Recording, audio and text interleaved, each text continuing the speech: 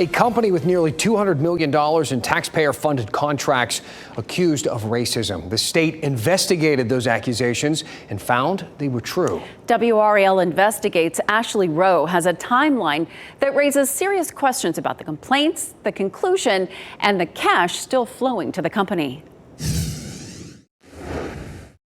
I took my concerns regarding the racial discrimination. Sharon Vick says his employees were targeted during construction of this mega site in Randolph County. Staff and management were openly referring to me as a half-breed or as an N-word. Dwight Armbrust Jr. says he was one of those workers. This experience is by far the worst display of racism that I've ever encountered in a professional setting. Vick's company was hired as a subcontractor to oversee safety issues on the site. All this was reported to NCDOT, and nothing was ever done about it. The contractor who hired them, Ames Construction, was working with a $17 million contract with the State Department of Transportation. That's North Carolina taxpayer money. Attorney Nick Sanservino filed this lawsuit against Ames and the DOT for failing to protect Vick's employees. He says the proof is in the DOT's own investigation. They've already concluded, as the report says, there was unlawful discrimination based upon race. That conclusion came a year ago, as you can see in this document obtained by WRAL Investigates.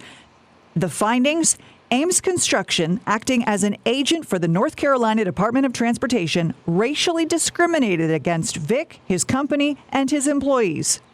NCDOT employees were informed of racially discriminatory behavior and failed to act within their obligations.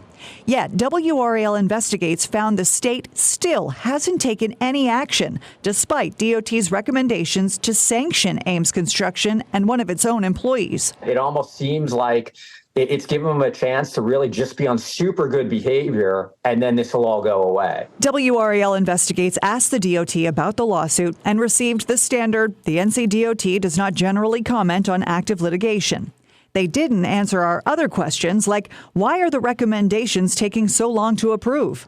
An online search found Ames won 2 NCDOT bids after the complaints were made, a $167 million contract last year and another $1.7 million in 2022. And that is very disappointing, both personally as a taxpayer, having a government entity that's supposed to be protecting North Carolina businesses, taking this long to do anything of note. We also asked the DOT, would recommended probationary status have prevented them from being awarded another contract? No response. Based on the hiring preferences, coming in as a minority worker, we came to a conclusion that, this was a safe space, that we were going to be judged off our work performance and not our race. Ashley Rowe, WRAL News. Now, late today, Ames Construction responded to our request for a comment. In a statement from their attorney, the company denies the allegations in the lawsuit. Ames does not tolerate racial harassment at any of its sites.